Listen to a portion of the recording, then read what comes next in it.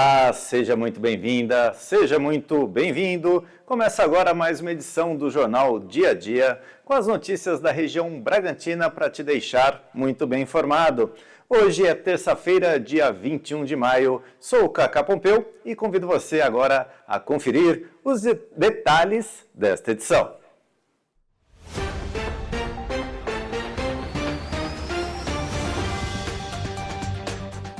Última semana do Maio Cultural tem festival japonês, música, cinema e dança em Bragança Paulista. A Secretaria de Estado da Saúde anunciou a ampliação da campanha de vacinação contra a gripe. Aprovado o novo Código de Obras e Urbanismo de Atibaia, projeto segue para sanção. Tudo isso e muito mais agora no Dia a Dia. Hoje é uma data especial para os atibaenses e atibaianos comemorarem. Quer saber por quê? Fica comigo que ao longo do jornal eu te conto.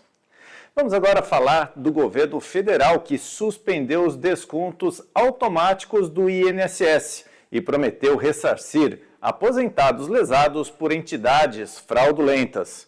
O ministro da CGU afirmou em entrevista ontem que recursos retidos serão devolvidos já a partir da próxima folha de pagamento. O governo federal anunciou a suspensão imediata dos descontos automáticos realizados nos benefícios do Instituto Nacional do Seguro Social, o INSS, para entidades da sociedade civil, mesmo que previamente autorizados pelos aposentados.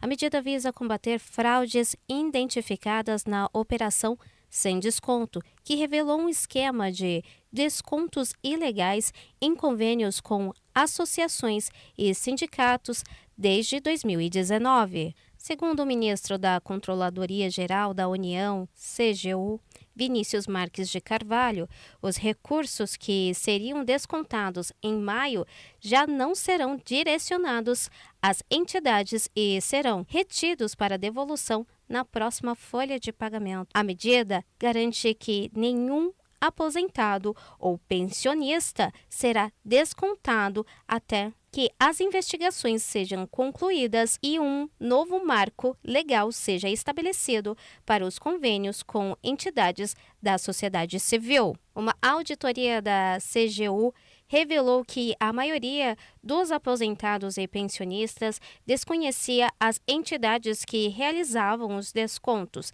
Entre os 1.273 entrevistados, apenas 52 confirmaram filiação às entidades e apenas 31 autorizaram os descontos. A controladoria estimou que os descontos indevidos somaram cerca de 45,5 milhões entre janeiro de 2023 e maio de 2024. Além disso, a investigação apontou que muitas das entidades envolvidas apresentaram infraestrutura inadequada ou inexistente para oferecer os serviços prometidos, como convênios com planos de saúde e auxílio funerário. O governo federal está comprometido em ressarcir integralmente os aposentados e pensionistas prejudicados, utilizando recursos provenientes da apreensão de bens dos responsáveis pelas fraudes. A ministra de Planejamento e Orçamento, Simone Tebet, afirmou que ninguém ficará prejudicado e que a restituição será feita com responsabilidade, garantindo que os valores sejam direcionados apenas aos beneficiários de boa-fé. Para evitar futuras ocorrências, o governo prepara um novo marco legal regulamentará os convênios entre o INSS e as entidades da sociedade civil, assegurando maior transparência e controle sobre os descontos realizados nos benefícios. A medida visa proteger os aposentados e pensionistas, garantindo que seus direitos sejam respeitados e que práticas fraudulentas sejam erradicadas do sistema previdenciário. Tebet, que eu particularmente respeito demais, na minha opinião foi infeliz na fala. Não tem como dizer que ninguém será prejudicado. Já foram prejudicados, isso já faz parte do presente, graças à incompetência ou até mesmo à conveniência de se favorecer grupos políticos partidários.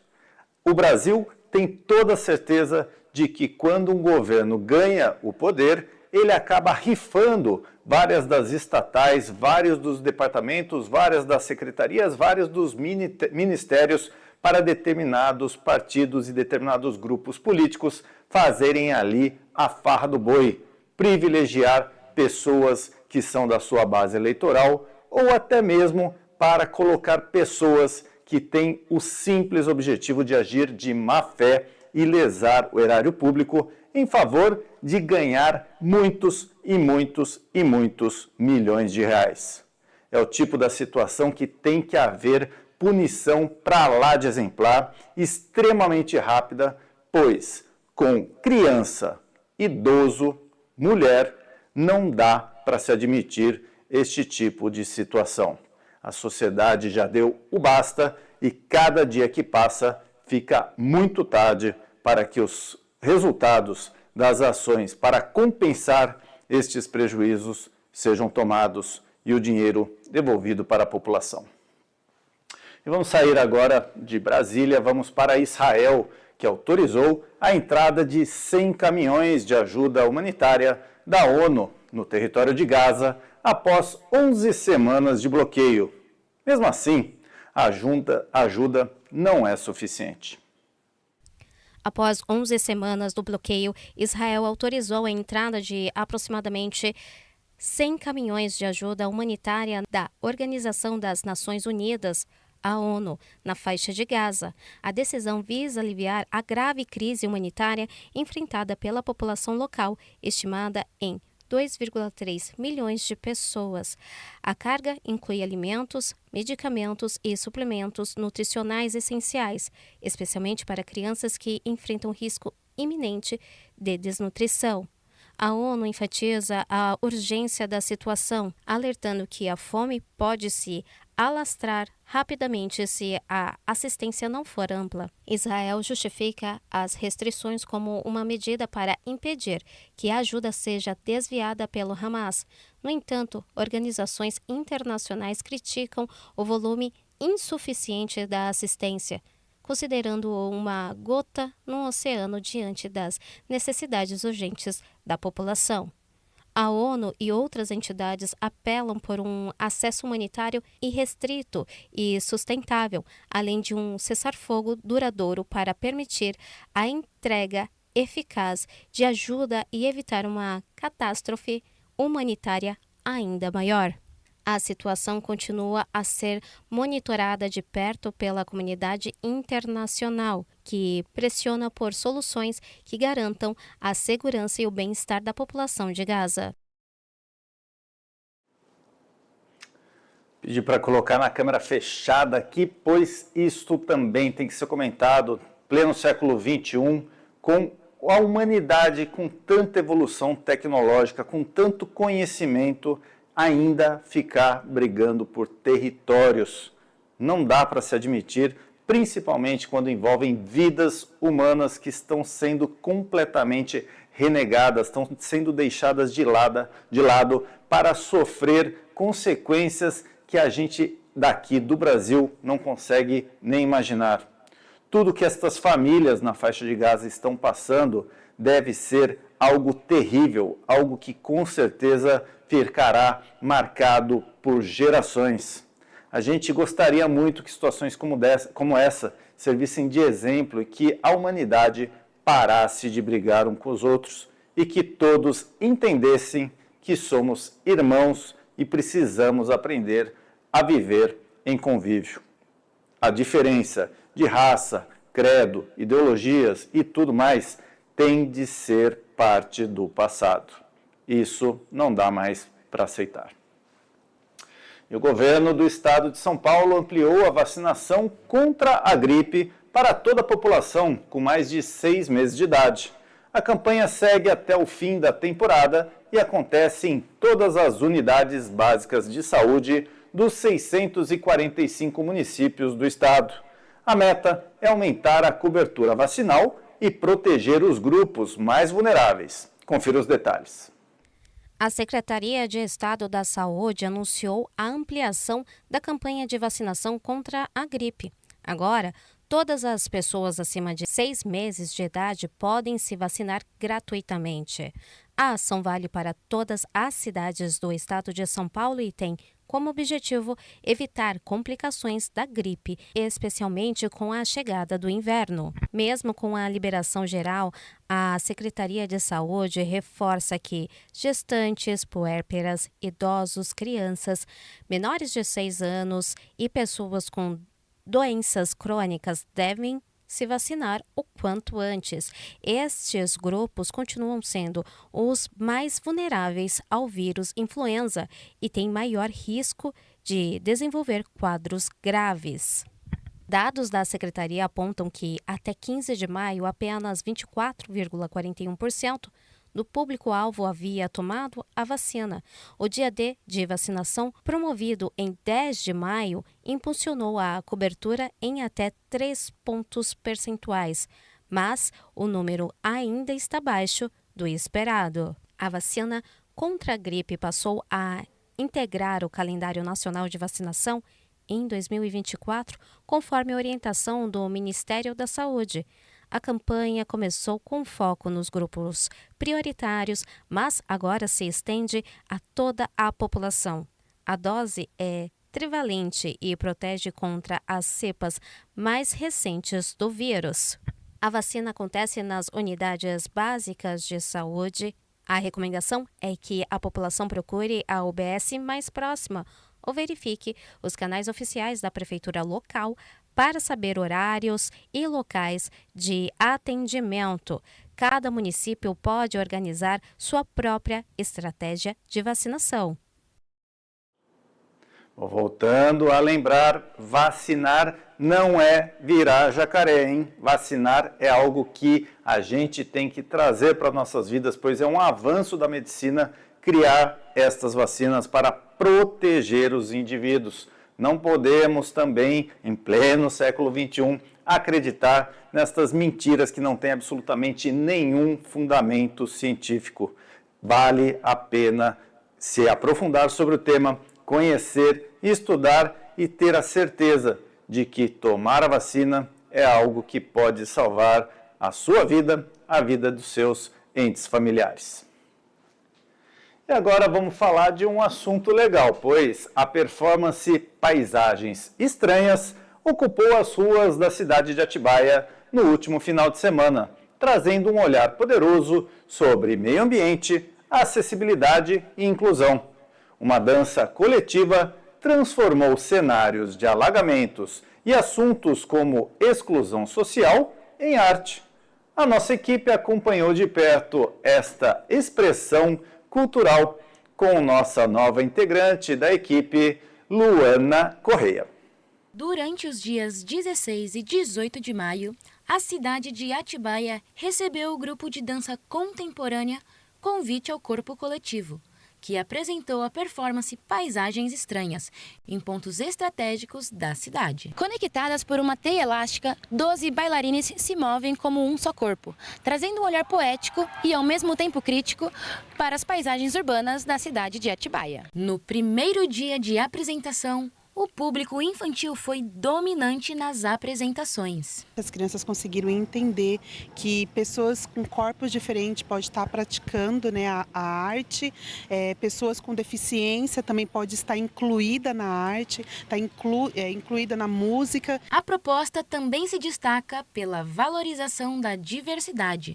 O elenco conta com artistas com deficiência física e visual, ampliando a ideia de acessibilidade. A gente teve uma conversa na questão de incluir, né, as pessoas com corpos diferentes, no meu caso de amputação, como seria essa adaptação envolvendo com a natureza, envolvendo o equilíbrio, envolvendo os movimentos, a paisagem, tudo. Para mim que não enxergo, para mim foi um desafio.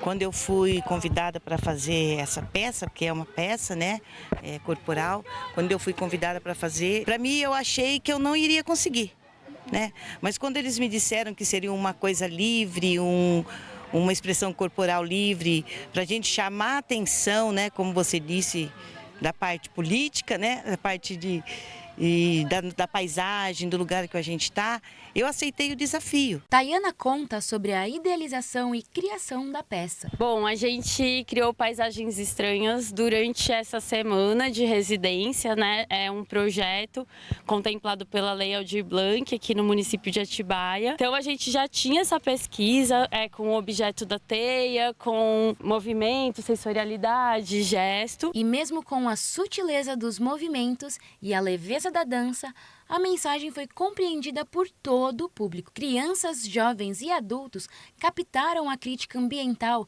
e a necessidade da inclusão social em todos os ambientes. Eu pensei na imaginação de cada uma das crianças e percebi que todo mundo pode participar da cultura e das danças. Percebi que tinha uma cega dançando, que tinha várias pessoas que tinham muito problema e eu vi todos eles dançando. E eu achei muito interessante porque eu sempre quis participar de um teatro, mas eu não consegui. Vai ver, ano que vem eu vou conseguir uma coisa assim.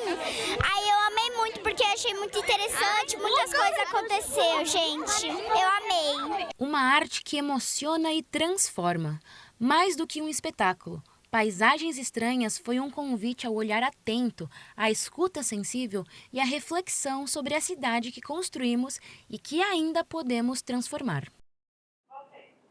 Bom, em primeiro lugar, desejar que seja bem-vinda a Luana Correia, ela que pegou aí a primeira matéria para fazer com o grupo Atravessadas, mostrando um pouquinho dessa cena cultural, um pouco de protesto, um pouco de conscientização política social aqui no município de Atibaia. Um movimento que a gente acompanha já há algum tempo de dança e que a gente já percebeu que elas têm muito o que dizer. A gente fica esperando o próximo movimento para saber o que elas irão trazer para a cidade. Vale a pena muito acompanhar Travessadas junto ao Instagram. Lá você conhece um pouco mais do trabalho e, inclusive, deu para perceber que se quiser participar, não tem problema físico, não tem problema de idade, não tem absolutamente nada que te impeça. Confira, vá lá e também participe. E uma graça aí na matéria também, a entrevista com a pequena aluna que é para lá de comunicativa. Eu acho que, se bobear, um dia ela vai estar aqui na Atibaia TV ou em algum veículo de comunicação da nossa região, pois comunicar-se ela já sabe muito bem. Se tem medo ainda de fazer teatro, dança e tudo mais, não tem esse medo não. Vale muito a pena conhecer melhor o corpo e desfrutar tudo o que a arte pode oferecer. É muito bom falar de cultura, você não acha? Bom, então, continuando no assunto, mas mudando de município, a cidade vizinha, Bragança Paulista, se transformou em um grande palco a céu aberto neste mês de maio. O tradicional Maio Cultural acontece até o próximo dia 1º de junho e traz uma programação intensa, gratuita e para todos os gostos. De exposições a espetáculos musicais. A arte vai tomar conta da cidade. Então, confira agora os destaques da programação. Última semana do Maio Cultural tem Festival Japonês, Música, Cinema e Dança. Programação gratuita segue até 1º de junho com a apresentação do Projeto Gorê, exibição de filmes, espetáculo de balé e o tradicional Festival do Japão. A reta final do Maio Cultural 2025 em Bragança Paulista reserva uma agenda repleta de atrações para todos os gostos e idades.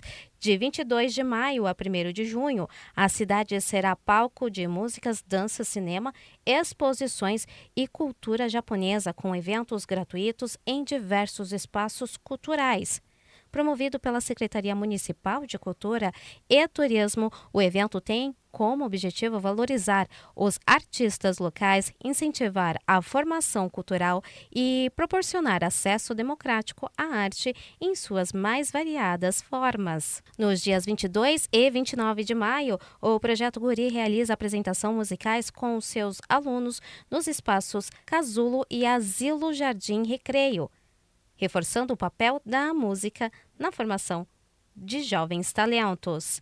Ainda no dia 22, o Teatro Carlos Gomes recebe o recital de piano da Espielen Ensino de Música às 19 horas e a Orquestra Violeiros das Sete Colinas se apresenta na Feira Noturna do Posto de Monta às 19h30. O domingo, 25 de maio, será marcado por 2 momentos especiais. Assim, às 15 e 18 horas, o Teatro Carlos Gomes será palco do espetáculo clássico O Lago dos Cisnes, com entrada gratuita. Das 9 às 5 da tarde, na quadra Acadêmicos da Vila, acontece o evento Dia da África, com apresentação artísticas e exposições artesanais celebrando a diversidade cultural e os legados africanos. A programação inclui também sessões de cinema e oficinas educativas. No dia 25, o curta-metragem Laika, Tito e o Universo será exibido às 5 horas no Teatro de Arena do Centro Cultural. Já no dia 28 de maio acontece a oficina A Vida é uma Comédia, com foco na obra de Charles Chaplin, às 14 horas, na sala de atos do Centro Cultural. No mesmo dia, 2 apresentações da artista Rita Burgarelli com o projeto História com Viola levam músicas e contações de histórias aos idosos do Asilo Jardim Público e Jardim Recreio. O Festival Japão encerra a programação com festa multicultural. O Festival do Japão, em parceria com a Associação Nipo-Brasileira, encerra o Maio Cultural com 3 dias de programação no galpão de eventos do Posto de Montas. Dia 30 de maio, sexta-feira, das 5 às 20 horas. Dia 31 de maio, apresentação às 10 horas, 1 hora da tarde e 8 horas da noite. E no dia 1º de junho, domingo, encerramento das 10 às 18 horas. Além das atrações típicas da cultura japonesa, como dança, música e gastronomia, o sábado também contará com o espetáculo Contraste, com Ana Karan e Tata Black, às 20 horas no Teatro Carlos Gomes. E ainda tem gente que fala que na nossa região não acontece nada. Pois é, vocês viram aí a extensão da programação dos eventos culturais em Bragança Paulista. Mostramos coisas que acontecem aqui em Atibaia. Essa semana, já falamos ontem, inclusive no Jornal Dia a Dia, sobre a extensa programação de aniversário da cidade de Bom Jesus Perdões, com destaque para o show do Pato Fu. A gente vai ter, agora no mês de junho, aniversário da cidade de Piracaia, com uma extensa programação também. Atibaia também, com programação que você que acompanha o Jornal Dia a Dia já pôde conferir. Enfim, o que não dá é para reclamar. A gente da Atibaia TV sempre vai estar divulgando todas essas ações de cultura e de esporte, pois a gente acredita que esse é um dos principais caminhos para que a gente tenha uma cidade, uma sociedade cada vez melhor.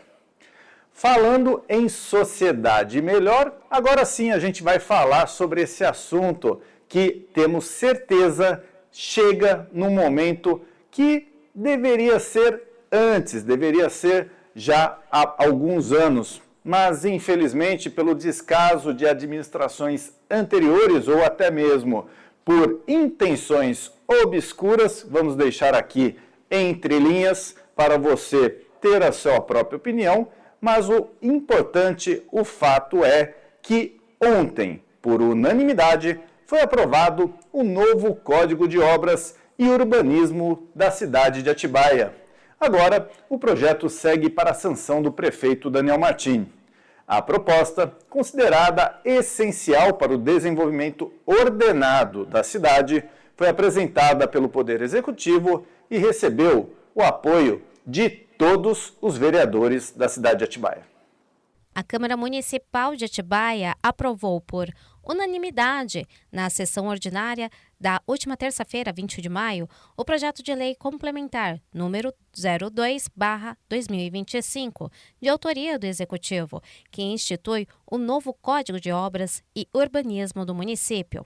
A proposta, que recebeu emenda aprovada em plenário, trata das normas relativas às obras, edificações, instalações e aos instrumentos de uso e ocupação do solo. Antes da votação, o prefeito Daniel Martini compareceu à Casa de Leis para destacar a importância do projeto. Em sua fala, ressaltou que a cidade cresceu de forma desordenada nos últimos anos e que a nova legislação é fundamental para garantir um desenvolvimento urbano mais planejado, seguro e sustentável. Extremamente técnica, mas que do modo como foi conduzido pelos servidores de carreira da Prefeitura da Estância de Atibaia hoje, ela traz um formato que eu entendo que nesse momento atende ao clamor daquilo que a cidade precisa para que a gente consiga reorganizar, para que a gente consiga redimensionar e trabalhar um crescimento de modo organizado. O novo Código de Obras e Urbanismo estabelece diretrizes técnicas para construções, ampliações, reformas e outras intervenções estruturais no município. Além disso, contempla critérios de acessibilidade, segurança, impacto ambiental e integração com o planejamento urbano. A legislação também define parâmetros para o uso do solo em diferentes regiões da cidade, contribuindo para uma ocupação mais equilibrada e adequada às características de cada área. A emenda aprovada pelos vereadores promoveu ajustes técnicos no texto original, com o objetivo de aperfeiçoar a proposta antes da redação final. O projeto aprovado agora será encaminhado ao prefeito Daniel Martini, que poderá sancioná-lo ou vetá-lo, total ou parcialmente. A expectativa é de que, com a sanção, o novo código entre em vigor ainda neste semestre, atualizando normas que há anos carenciam de revisão e adequação à realidade urbana atual de Atibaia. Bom, primeiramente cabe aqui o nosso apoio a este projeto, o nosso apoio à decisão do atual governo municipal, na figura do prefeito Daniel Martini e do vice Alessandro Roncoleta, que tiveram a sensibilidade de já trazer, durante o período eleitoral, esse debate sobre o descaso que houve com relação à cidade de Atibaia. O que se viu nos últimos anos foi o crescimento desenfreado, desordenado de todo o território urbano da cidade, principalmente na área urbana. Vimos já muitas coisas que jamais poderíamos aceitar na cidade ocorrendo, como a aprovação desses edifícios monstruosos, grandes construções que têm um impacto absurdo junto à sociedade e principalmente nos arredores, tendo muita perda de qualidade de vida por parte de toda a vizinhança. O problema não se restringe simplesmente à questão paisagística, que com certeza não condiz com a bela paisagem que a gente tem da Serra do Itapetinga e de todos os arredores, que é um dos maiores patrimônios que a cidade pode oferecer a quem vem morar aqui. Pois, além disso, infelizmente, existe o impacto de trânsito, existe o impacto de saneamento básico, questão de água, de esgoto, onde a intenção, ou poderíamos até ir um pouquinho mais longe, a má intenção dos antigos administradores públicos tinham aqui na cidade que tudo pode, tudo pelo interesse econômico, onde grupos de empresários, de empreendedores vinham, compravam áreas e construíam exatamente tudo o que queriam. Não importava se a cidade ia perder com isso. Agora é dado um freio, é dado um basta. Porém, vale lembrar e não culpar jamais o atual governo municipal, que tomou a decisão, fez a revisão do código com conseguiu aprovação por unanimidade dos 11 vereadores, inclusive parabéns aos 11 vereadores por apoiarem o projeto. E agora, tudo que foi aprovado até a data de ontem, dia 20, continua podendo fazer as construções ainda. Lembrando que o que foi aprovado está valendo de acordo com a lei antiga. Com o projeto agora, todos os projetos de construção urbanística na cidade vão sim estar sobre o novo crivo, sobre os novos olhos da legislação agora, que deve ser com certeza sancionada pelo prefeito ainda na data de hoje. Parabéns à administração municipal que conseguiu, ainda no primeiro semestre, marcar este gol de placa e reverter algo que a cidade vinha clamando, pois ninguém aguentar mais a questão de trânsito, falta de água e o enfeiamento, nem sei se essa palavra existe, mas essa questão paisagística que com certeza a gente não queria ver aqui na cidade. Porém, agora que esses prédios foram construídos, não tem mais muito o que fazer. Além, o que pode ser feito sim é evitar que esta coisa absurda continue acontecendo. Que pare por aqui e que Atibaia volte a ser o paraíso quase possível na Terra. E agora vamos para o município de Piracaia, onde um homem foi baleado no rosto. Mas isso eu vou pedir para a produção antes. Roda a vinheta da segurança.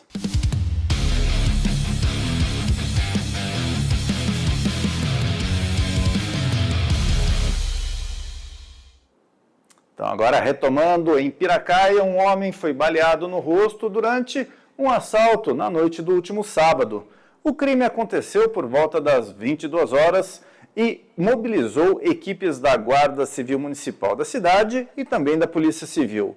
O caso acende o alerta para a crescente preocupação com a segurança na região, envolvendo inclusive municípios que sempre foram considerados muito tranquilos, como Piracaia. Confira os detalhes. Um homem foi baleado no rosto durante um assalto na noite de sábado, 17 de maio, em Piracaia. O crime aconteceu por volta das 22 horas e gerou grande mobilização da Guarda Civil Municipal e da Polícia Civil. De acordo com testemunhas, o homem foi surpreendido por um criminoso armado que anunciou o assalto e atirou 3 vezes, atingindo a vítima no rosto, na altura do olho esquerdo. Mesmo ferido, ele foi encontrado consciente, caído no chão e foi socorrido pelas equipes em estado estável. A lesão provocou perda parcial da visão. O assaltante fugiu, levando a motocicleta da vítima, uma Honda CG 160 Fan vermelha. Populares que presenciaram o crime relataram momentos de pânico. O morador que estava dentro de um carro próximo confirmou os disparos e descreveu o desespero após o ataque. Segundo as informações repassadas às autoridades, o suspeito vestia blusa preta, calça jeans e boné branco. A Polícia Civil solicitou perícia no local e emitiu um alerta às viaturas das cidades vizinhas, incluindo aqui, Atibaia, com o objetivo de localizar o autor do crime e recuperar a motocicleta roubada. A vítima ainda não pôde prestar depoimento por conta do seu estado de saúde. O caso foi registrado como roubo seguido de tentativa de homicídio e as investigações seguem em andamento. Integrantes da Polícia Militar agiram rapidamente após o roubo de uma moto e prendeu 4 suspeitos em flagrante no bairro Cerejeiras, aqui em Atibaia. 4 homens foram presos em flagrante na noite da última segunda-feira, dia 19, após roubarem uma motocicleta em Atibaia. A ação rápida da Polícia Militar foi essencial para a localização dos veículos e detenção dos envolvidos, graças ao uso de rastreador instalado na moto. De acordo com informações da Polícia Militar, a equipe foi acionada logo após o crime, com informação de que a motocicleta seguia em direção à rodovia Fernão Dias. Os policiais realizaram buscas na rodovia, mas não localizaram o veículo de imediato.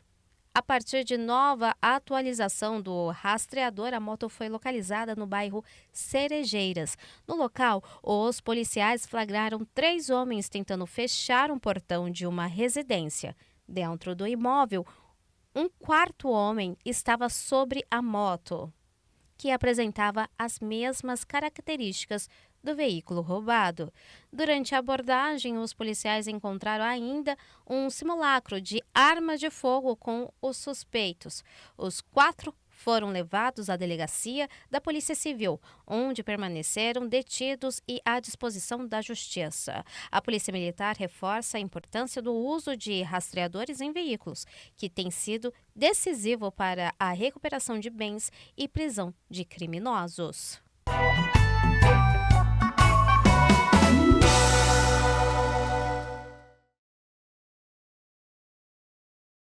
Nesta quarta-feira, haverá sol com aumento de nuvens à tarde e muitas nuvens à noite, mas não chove. Atibaia, Bragança Paulista, Piracaia, Bom Jesus dos Perdões vão registrar a máxima de 25 graus com mínima de 14 graus. Nazaré Paulista terá a máxima de 25 graus com mínima de 15 graus.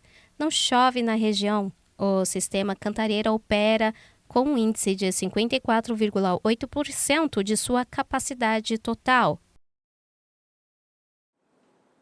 Bom, começa a acender o alerta, né? Chega a época da seca agora, preocupação com relação às queimadas na Serra do Itapetinga e nas outras áreas da cidade e também com a economia de água. Então, você, morador de Atibaia, comece a ficar atento e evite o desperdício. Lavar calçadas e coisas do tipo é melhor agora, a partir de agora, deste momento do ano, evitar. E a edição do Jornal Dia a Dia se despede com o pesar do Guarda Civil Municipal Rodinei de Jesus. Rodinei que foi símbolo de dedicação à segurança e cidadania. Quem o conheceu, como eu o conheci, pessoa extremamente agradável de conversar, excelente profissional e que com certeza fará falta não só junto à corporação, mas a toda a sociedade atibaiense e atibaiana. Nossos sentimentos aos familiares e a gente se despede com a bela imagem da cidade de Atibaia e com o céu azul, que com certeza a partir de agora será a morada deste grande cidadão atibaiense, o Rodinei. Forte abraço a todos e até amanhã, se Deus quiser.